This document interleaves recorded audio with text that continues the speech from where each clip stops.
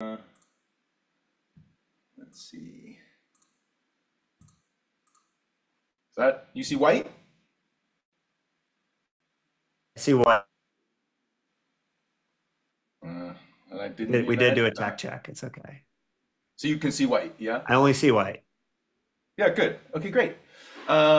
Folks, thanks for your time today. It's really nice to be here with you. I've been deploying technology into public venues for, I can't believe it, like 20 years. You know, I'm gonna just do a lightning sort of tour of past projects just because they inform so much about where you know, stuff that I'm focused on today and going forward.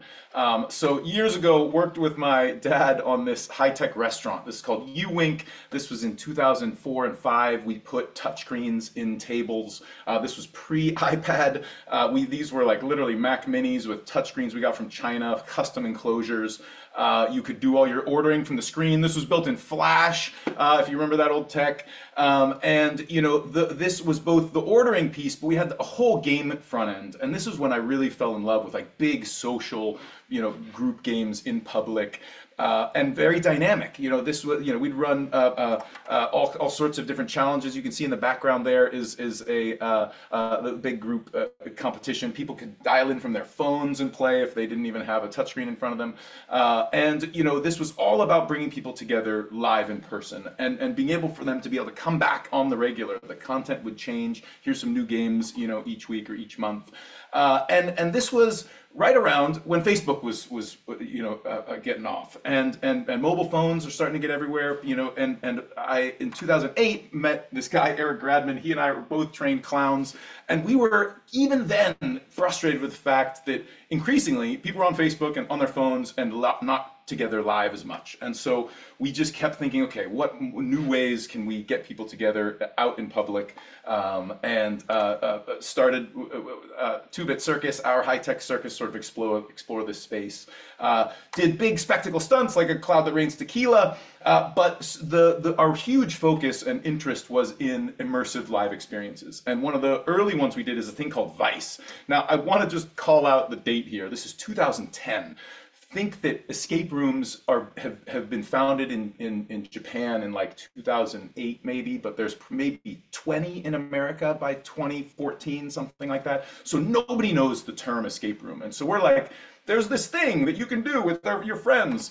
And we didn't have the term escape room. And so we were like, it's an immersive spy adventure played at a physical location, a hybrid between a movie, a video game, and a scavenger hunt. You know, think about how efficient being able to say an escape room is now. You know, but back then, the idea that there was like a ticketed thing you can go and do with your friends, we had to give them a whole paragraph of understanding to be able to get them on board.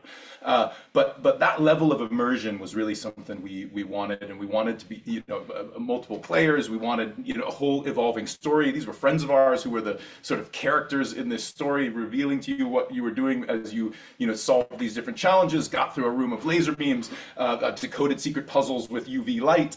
It was spread all around the brewery in downtown LA. And you know, a ton of fun, really interesting. You know, for us, we were like, man, is this even a business? You know, being able to do this, you know, 5 people at a time, it's super fun and super magical. But at the time, it was all mobile games and downloads and scalability, and we were just like, God, what is the, you know, what's the future here?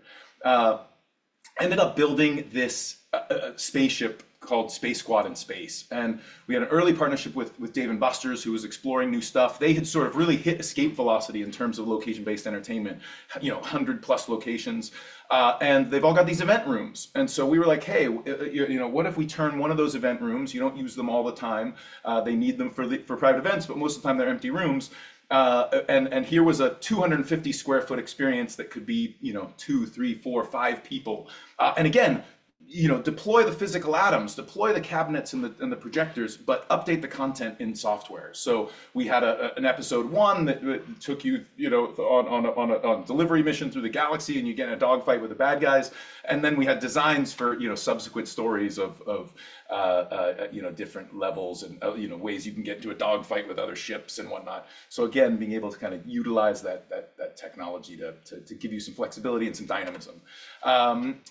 Early Dave and Buster's, DK1, Oculus DK1, they had very specific questions around exhibiting VR in public. How long do people want to do it? Do they care about the cleanliness of the headset? What are the operational challenges? How many humans do you need to get people in and out of headsets? And so all of these were so important logistically and operationally for being able to deploy this stuff, because most arcades are freaking automated. You can swipe your card and you're playing a game, and you don't really need a staff member.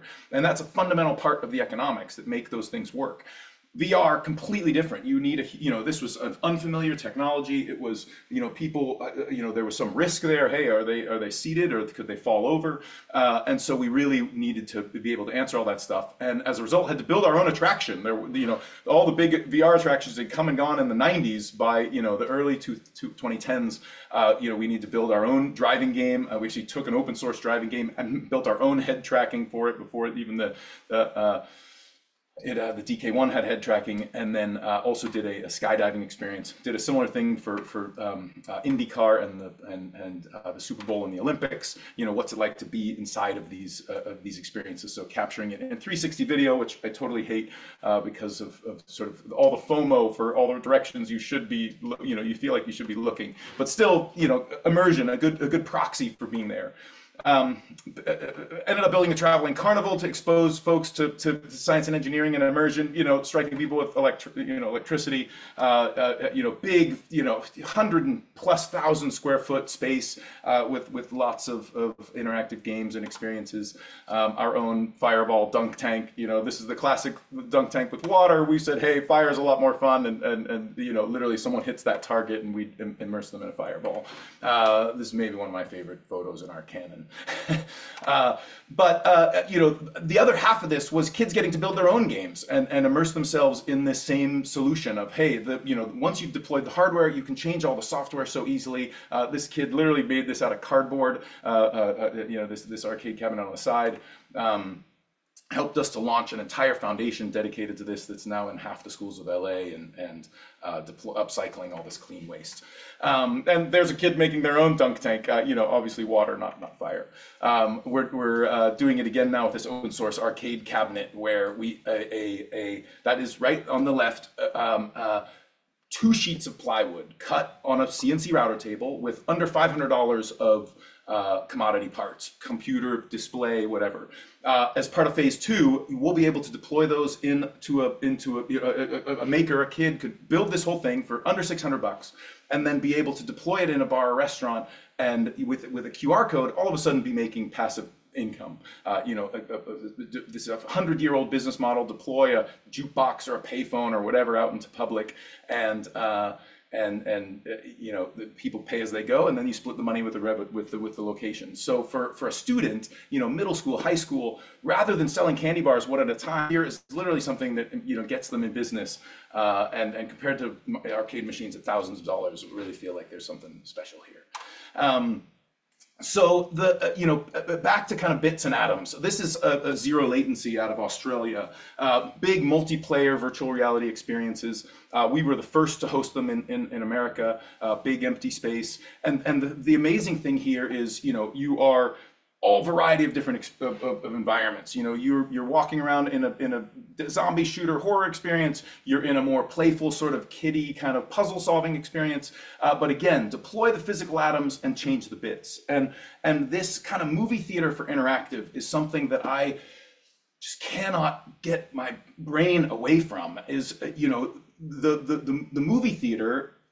Has had such an incredible run, right? Tens of thousands of locations across the U.S., 100 years, for 100 years. Doesn't matter that people are going to it less, right? It has had such an awesome, run. Any solution would hope for being as successful as movie theaters, and part of that is you can put a movie theater in small towns where enough locals will come back to do it over again. Most entertainment you can only put in tourist cities, right? New York and LA and Vegas and Orlando, because you need a fresh batch of tourists to come and rationalize the business model, because they're not going to be able to do it enough times to come back all the time to make the small business work. But movie theaters, got away from that, right? Movie theaters got away from that because you could change the content, and the same people could come back time and again, on average 4 times a year. They could come one time for a documentary and another time for a horror, you know, and a different side, and a whole different demographic will come for something else. And that dynamism, that deploying the atoms and changing the bits, allowed movie theaters to scale everywhere.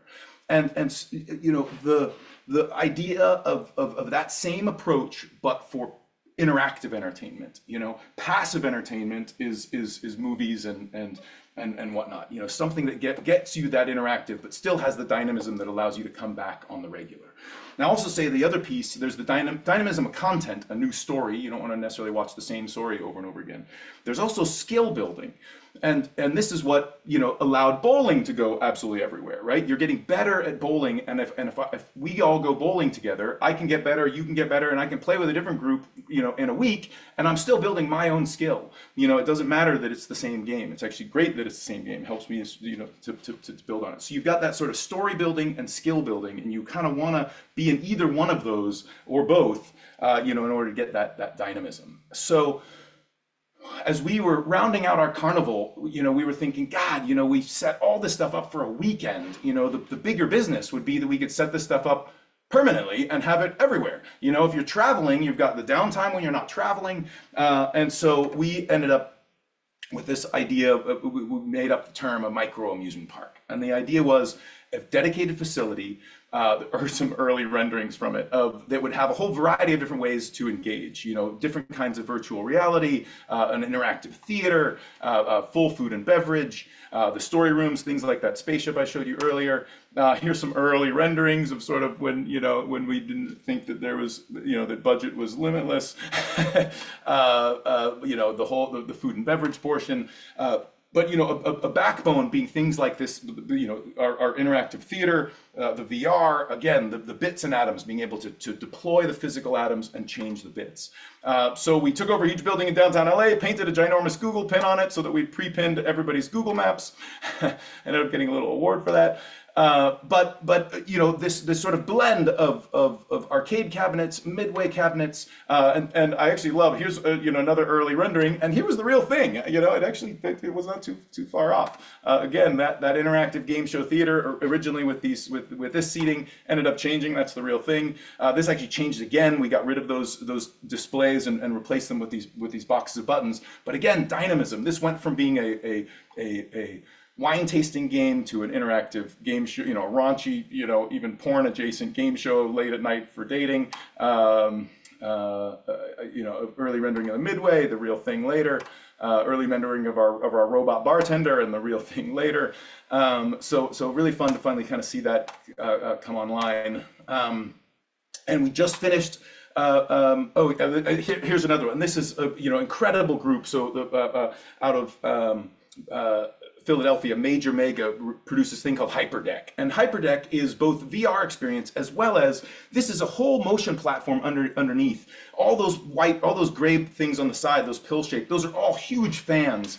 In the ceiling, this white plus sign are heating elements. So as you're going through this experience, not only is the entire motion platform moving around and wind in your face and, you know, heat as you go past the, you know, the fire, there's a version for zombie shooters, there's a version for 70s, you know, arcade, or 70s rockers, and there was a version for little kids, you know, on a dream experience. And again, that sort of bits and atoms, each of the physical elements, the wind, the heat, the vibration, helping to sort of complete the immersion, and the VR there to you know, both give you some dynamic story, some dynamic skill building, and you know, the variability to come back and try something new.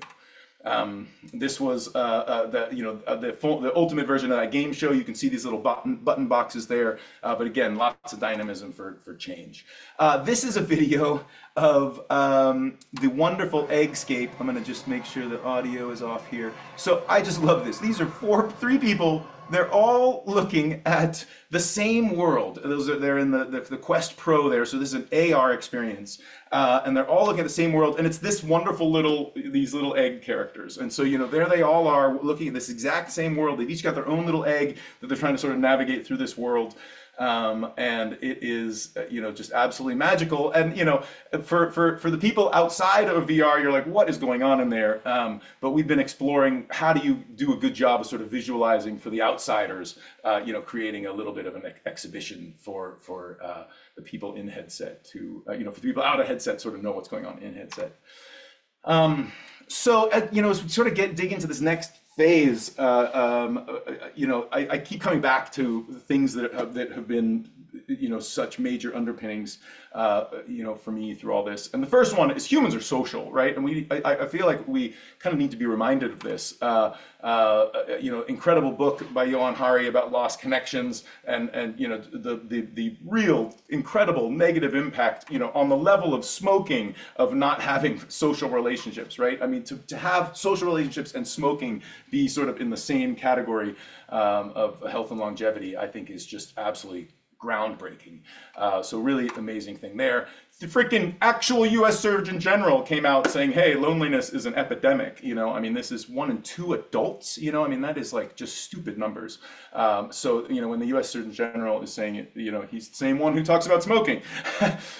So it's really a real situation.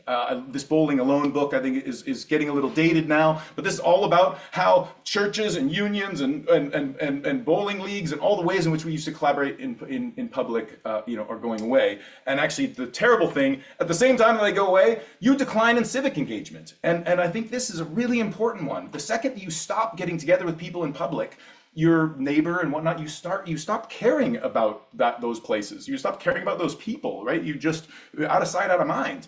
And so to have that data track perfectly, I thought was really chilling. And then the one that is just everywhere now and absolutely incredible is this anxious generation. Jonathan Haidt, really excellent research, put to words and data what everybody was feeling around kids and social media. And the TLDR is, video games for boys and social media for girls at really, in middle school and high school is just absolutely destructive. And the right thing, the thing that he recommends everybody should be doing is multi-generational kids playing together outside without technology, and I added the without technology part, but the being able to get people together, multi-generation, allow that playfulness to interact on their own is a really important piece.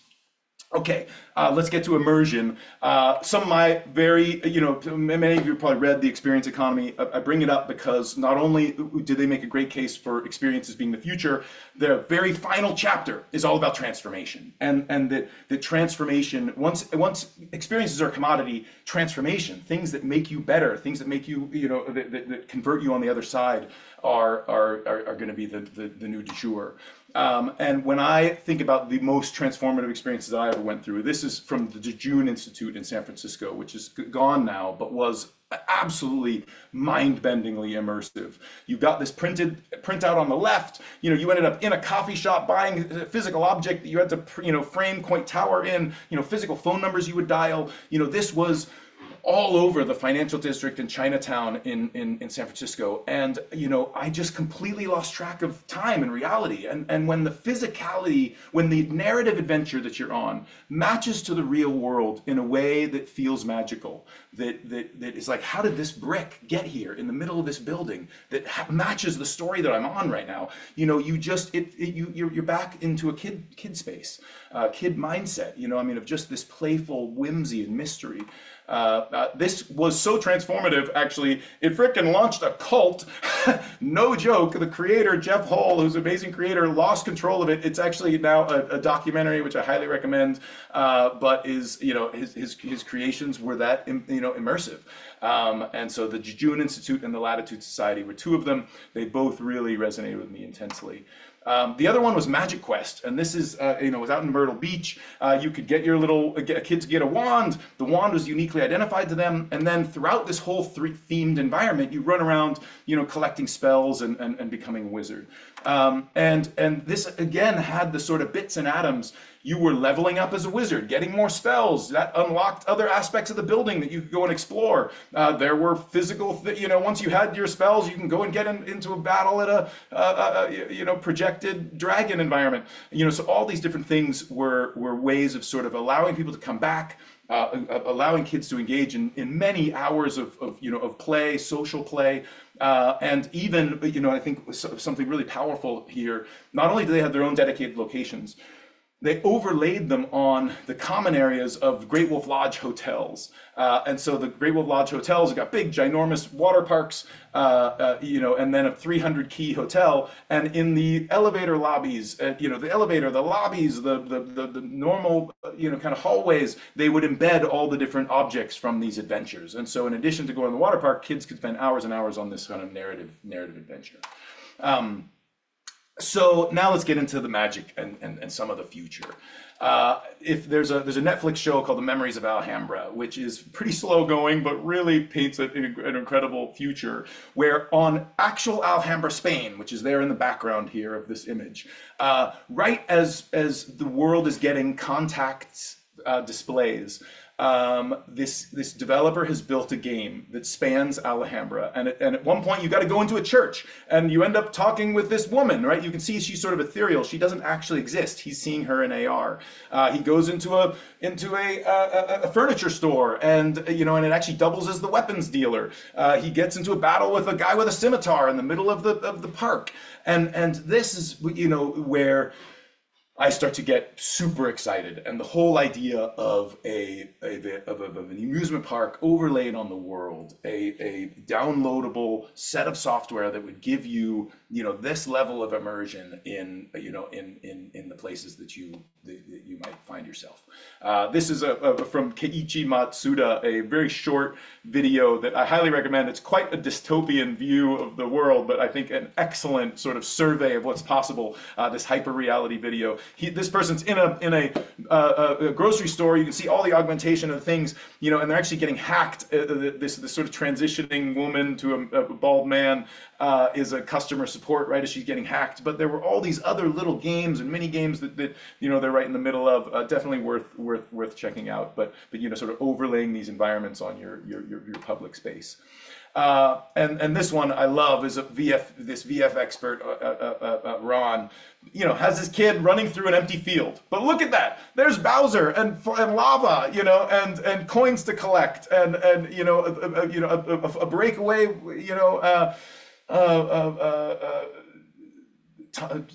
bridge, all these different things that start to create an environment that would just be absolutely over the top, and one that is not just for entertainment, but again for transformation. And this is where if you've seen Michael Douglas in The Game, actually excellent movie that still stands up. But you think of him in the movie, he's this like jerk billionaire who's antisocial and doesn't get along with anybody and has no empathy.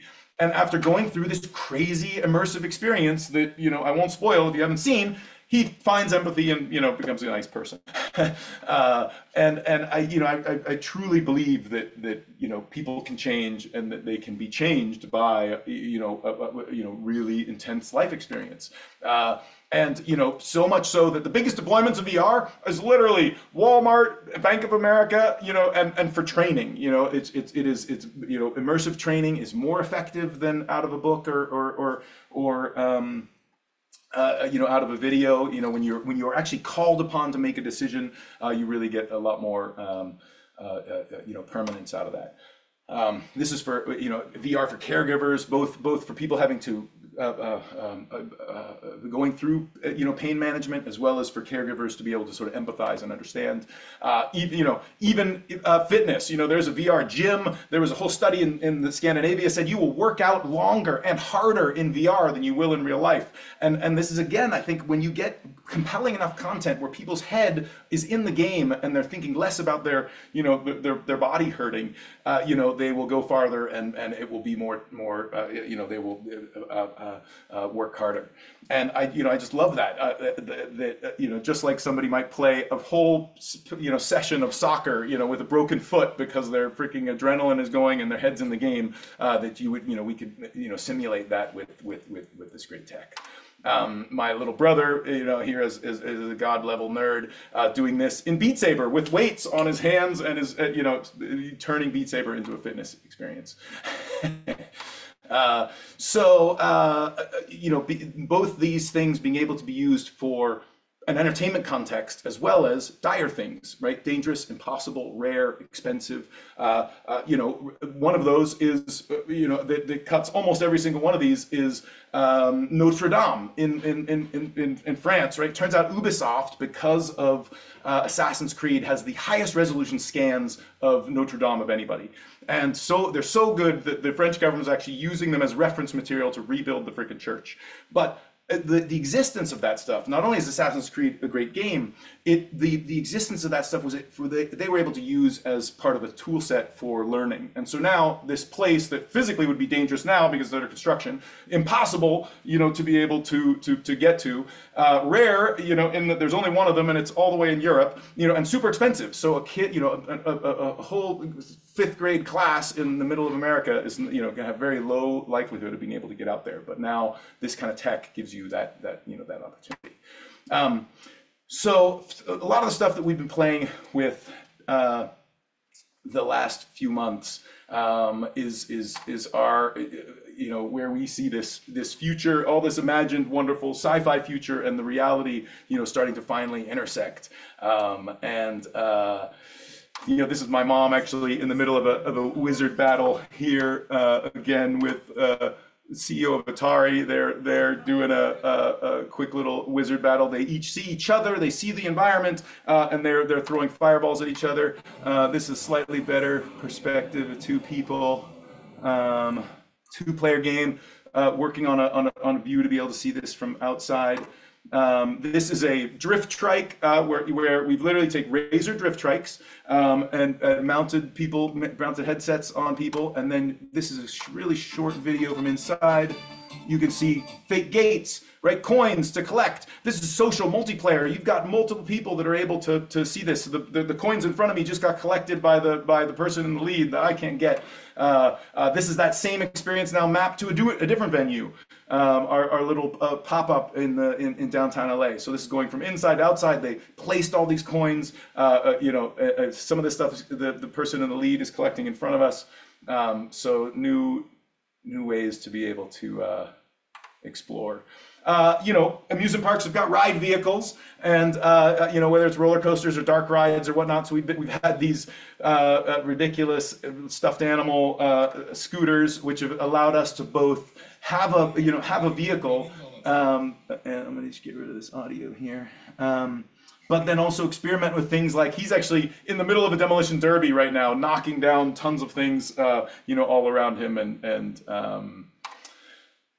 because what we really want is one of these Honda devices, which, when you can start to sync the electronics of the seat with the content that's in the headset, you really could put a dark ride down the middle of, Main Street and be able to give people an entire simulated view of, a zombie infestation in the middle of your town.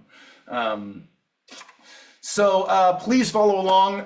We've got a newsletter here at this website, a little community of people who care about AR.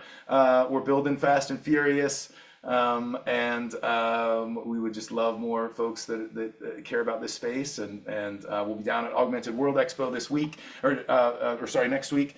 And always interested in hearing what other folks are collaborating on and looking for collaborators on this space. Because really, wouldn't it be great if we had more kids looking at the world like this? That's all the content I've got, but really happy to answer questions. And Josh, I'll kick it back to you. All right. Brent, that was awesome. Love it. All right, you guys know the drill. Throw your questions in the chat and I'll call on you. And Aiden's Oh yeah, can Aiden's we here. Yes. yeah, can we pull up Aiden first? Oh, good. Aiden is incredible super nerd AR expert that I got the pleasure of meeting a couple of years ago when he was doing this thing called AR House. Got 120 developers, 10 developers at a time through a house in the Hollywood Hills building augmented reality experiences. We became fast friends and started bringing a bunch of stuff down to 2-bit, seeing what people thought about it, and I've been building ever since, and we're just having a ball. Aiden, I missed so much. Are there? You want to throw out any things that any other things you're excited about? Yeah, no, it's great watching you. You brought a bunch of things that I didn't even know about to my attention, so we should probably talk about that Honda thing before was so cool. The whatever little seat, the motorized seat. It's Oh amazing. yeah, dude. Well, anyways, yeah, I think Brent explained it very well. I've been making AR stuff for a long time, but once we combined it with a venue like 2-bit, it was kind of amazing to see what we could actually accomplish. And I really think that's going to be the entry point for a lot of people, is going to be these like purpose-built, highly immersive places that you can come to. And I think that's exciting for every single angle of this: the consumer, the developers who finally have a place to really show off what they want to make, and then for communities, people to come together. So anyways, yeah, Yeah. Brian, you did great. I really don't have to say anything. Wicked. All right. Well, hey, I'm glad to see you. All right. Awesome. So LA SIG chapter has a question. Do you want to ask yourself, or do you want me to ask for you? Give it a couple beats. All right, I'll ask. So this actually kind of comes, you had this thing where you were saying, is this even a business? Which I often ask about all of my endeavors. So I guess one of the questions that they have is, how did you get this funded, and how did you fare through the pandemic? Oh man, those are both such massive questions. Yeah. I've raised money just about most of the ways you can. And the earliest thing for 2-bit was consulting work. And so we basically would do consulting projects and then take the profits and invest them back into our own stuff. And that was great because, a bunch of nerds, we could sort of execute on other people's visions. We got to the point with the consulting work that we could sort of pick, we could start to filter a little bit. And what we really started to look for were three things. Is this a domain? Is this project pushing us into a domain that we care about? Like, the act of doing the project is going to make us better in this space. And so things like working in virtual reality was just a no-brainer. Building stuff for Dave & Buster's, we became more expert at Dave & Buster's, or at VR as a result. The next was, is this a partnership? Like, is it us and Dave & Buster's doing this thing together rather than us as a faceless vendor? So there was sort of a marketing aspect to it. And then the third filter was, is it ridiculously high margin? Because then you can sort of buy the first two, which is R&D and marketing.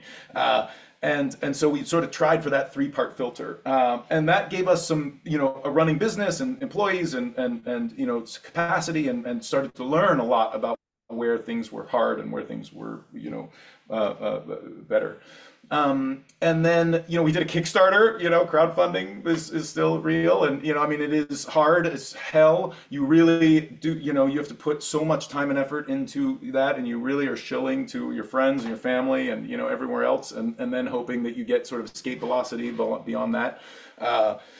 Loans are hard and expensive. We did that. And then, venture capital and angel investments is also, interesting and possible. This space, hardware, physical locations, VCs don't love that.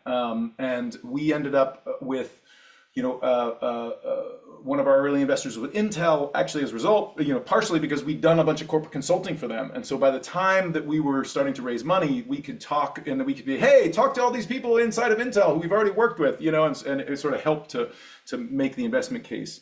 But we have after 1,000 pitches, did find some VCs who were willing to kind of go outside of their normal thesis, since none of them have a box for circus. Yeah. All And right. then through the Yeah. pandemic was terrible. You know, we were closed for 18 months under restriction for 12. You know, the Los Angeles and California response was so dramatically different. I mean, in Texas, people were closed for weeks, you know, not months. And so that was absolutely punishing. We pivoted and built this interactive play from home game show. We probably did 900 game shows over the course of the pandemic. So it really was a brand new line of business and you know, really was helpful in, you know, helping us survive. Right. But we also, Yeah. I you mean, know, I think the whole economic model of LBEs is like a whole, I mean, we could go down the rabbit hole on that because it's like, and raising money for those things, you know, there's a real art and challenge there. yeah, and this is one of those you know the really you know when you talk to different stages of capital for LBE, they really care about the second location Mm. because the first location is you know if you got one location that's working, that's cool, congratulations, and there's no evidence that you can make it portable and do it somewhere else. You know, there's so many good things about the first location. It's, you know, you've got your own community, you're right there and it's right there in your backyard. You've got all these, you know, the second you've got to do it somewhere else, a lot of growth capital will say, we don't care about talking to you until you've got a second location that's working, you know, because for them, that's such a major filter of success. So yeah, it really, there's a, you know, LBE, funding for particularly the first and the second location is a real challenge. And the other piece of that too is if you're doing something new and original, you know, almost necessarily the amount of money and time and effort you have to invest in the first one is not enough that the first one can monetize for you. You sort of need the second one to help you monetize and rationalize all the work and effort you put into the first one, which is sort of terrible because you probably aren't even finished yet. And so now you're being forced to sort of open a second one before you really know what the thing is. And so it's a really hard thing to sort of get right. All right. So I actually have so many follow-ups on that. And I actually did a whole conversation like at a SEG conference called Does Creativity Scale with Meow Wolf? But we'll talk about that later. We can talk about it later. I'm gonna give some questions to somebody else. Love Sarah, it. you had a question. Yeah, I just wanted to follow up on something you said earlier about the consulting process at the beginning. And it may be Yeah. obvious, so I apologize, y'all, if I'm behind the curve on this one. But I'm curious if you preferred, it seems like there would be a strong preference between being like a faceless vendor, as you called it, or it being like a partnership sort of thing. So I'd love to hear just a teeny bit about that if it's not getting too in the weeds. Yeah, you know, I think the partner piece, you know, gave us something to be able to, you know, have a press release about and you know help to build some of our following, and you know, but oftentimes they don't care, you know, and so we were, you know, they were like, well, we don't want, you know, this is our thing, you know, we don't want you guys to be known for it. And so that was, you know, sometimes we would still take that gig, you know, if it had the other two. But the nice part is, you know, particularly in companies that we didn't already have sort of a natural coolness or whatnot, you know, it's like you know, then it was like being able to sort of be a partner in it. They were sort of helping sort of draft off of us even, you know, and so that was sort of a fun, we could be small and bring some legitimacy to something that was big and potentially soulless. One idea. Awesome. Yeah. Thank you. It's so funny because like I'm gonna actually +1 for faceless vendor actually because at least you can quit if they turn out to be completely sociopathic. You know, like, Totally fair. We've definitely yeah. fired customers before. Be careful with your partnerships is all I will say for my many battle scars. Ted Cohen, you have a question. Yeah, Brent, good to see you. Nice to see you, Ted. Um, your thoughts on video projection, texture mapping in terms of creating, you know, instant venues. What are your go-to tools these days? Oh man, I mean, I absolutely love it. I wish the freaking projectors weren't so expensive, you know? I mean, it's like you just are spending hundreds of thousands of dollars so fast because to get Some it of the short throw projectors, though, that you can get right up against the wall, so nobody's walking in front of it. They seem to be more utility. That's true, and those short throws are beautiful. You know, they so I like it a lot, and you know and I think particularly for walls and ceilings, you know, lot of, I think the second that you're putting it on the floor, shockingly not as fun. You know, the floor stuff, if you want the interactivity on the floor, it's got to be baked into the floor. You know, every time I've played on those projection floors, it is not even 10% the fun of light up floors that are LED. You know, You didn't like kicking a goldfish, huh? you know, man, it was novel, but not nearly. Right. You know, Activate.games, the floor inside of Activate.games is Right. freaking magical and so fun. Or if you do the Edison room at Palace Games in San Francisco, I mean, those things are over the top, you know, and it's the floor is lava in real life, you know, and something about projection, the fact that you could occlude it a little bit or the refresh rate, I don't know what it is, it just does not have the physicality of the buttons. So I think for walls and ceilings, go for it. For floors, it's got to be innate. Oh man. All right. You're making me realize like we need to have like a Future Spaces book club and a glossary or like an index or something. I'll make this happen. Angela, you had a question that actually was the first thing that I wrote down. To an essay. Yeah. So when getting into experiences, we always bring part of those past experiences, and that affects our philosophy on things. And when you mentioned that you were a trained clown, I was like, oh, interesting. So my question is, how has being a trained clown affected your philosophy towards your work in Two Bit Circus? Gosh, such a good question. You know, the thing that really shocked me is that clowns and Buddhism share like some fundamental tenets. And the idea is like what's called in Buddhism Shoshin, and in clowning having a soft mind. And the idea is that you're sort of looking at the world like you're seeing it for the first time.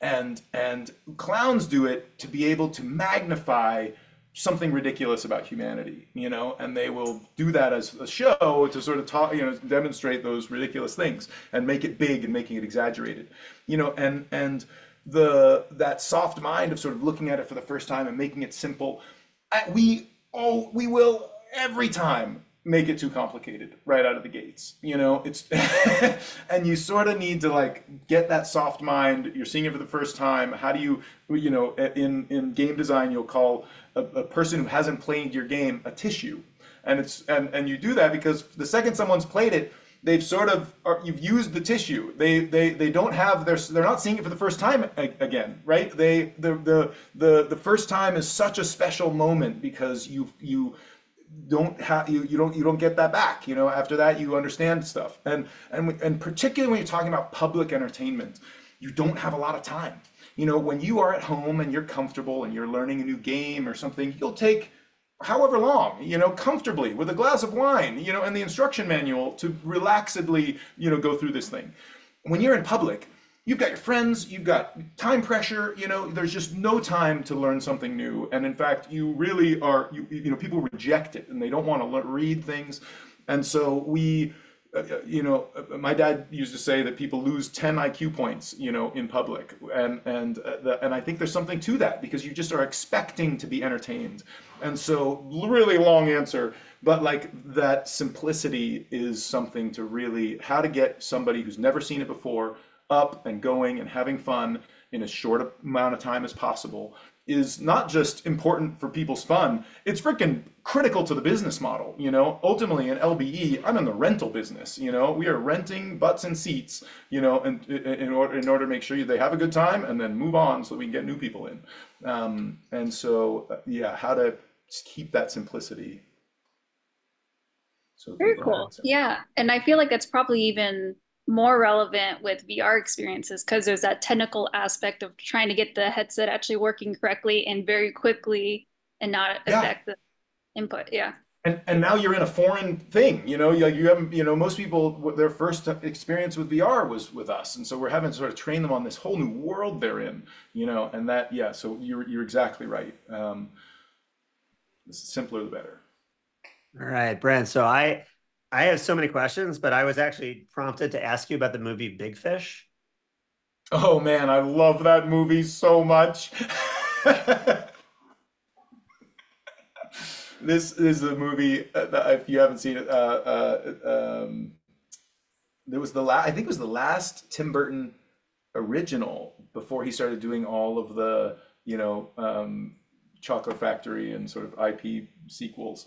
But it was really, beautiful. So, what was your question? Sorry, I just ripped No, on no, no. that. I was just, someone asked me to ask you. They're at the WXO right now, so like I can't make it, but they're like, you got to ask Brent just a monologue on the movie Big Fish for a minute.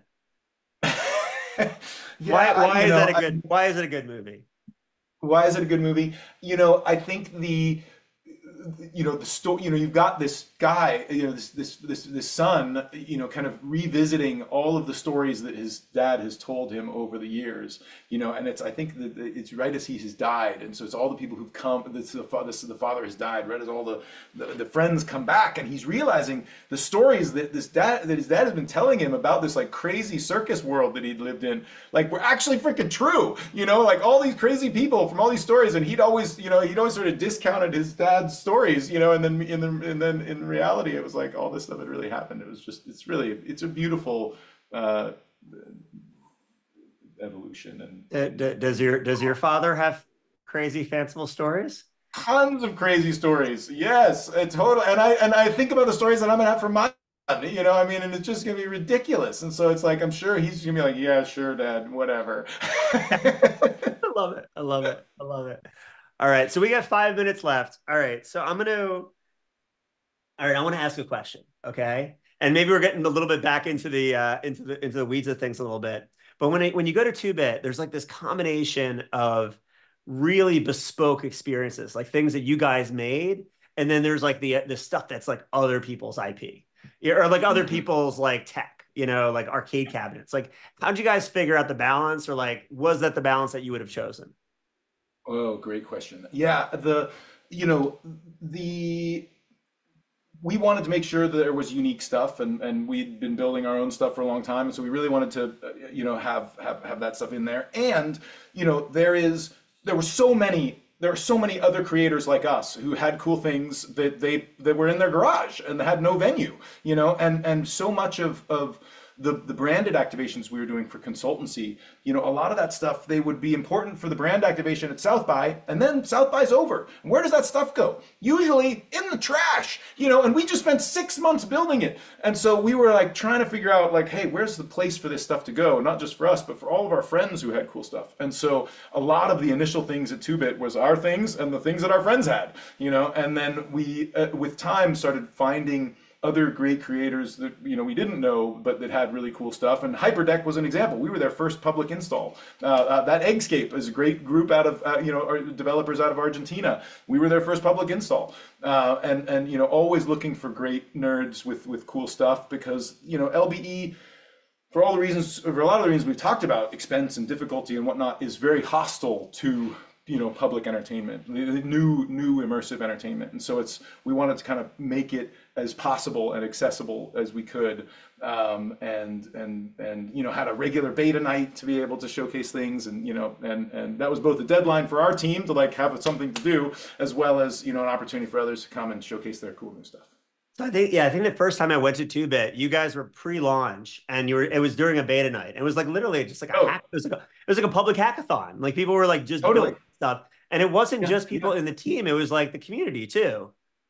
Oh man, it was so, and the sort of subtext was, you might get a splinter, it might be buggy, but you're going to be right there with the people who created it, and that was always a special moment, because you could sort of influence the design, and for the creator, you're instantly seeing, wow, I just built this for myself and my friends, but little Johnny's too small and his grandmother can't see it. It's like the higher contrast or whatever. You sort of need the real life exposure to sort of be reminded of your own biases in order to kind of get it right. Oh, totally. Oh, wait, Ted has one more quick question. That was a quick response. That was a quick response. Ted, you got it. I'm sorry. Go. Quick question.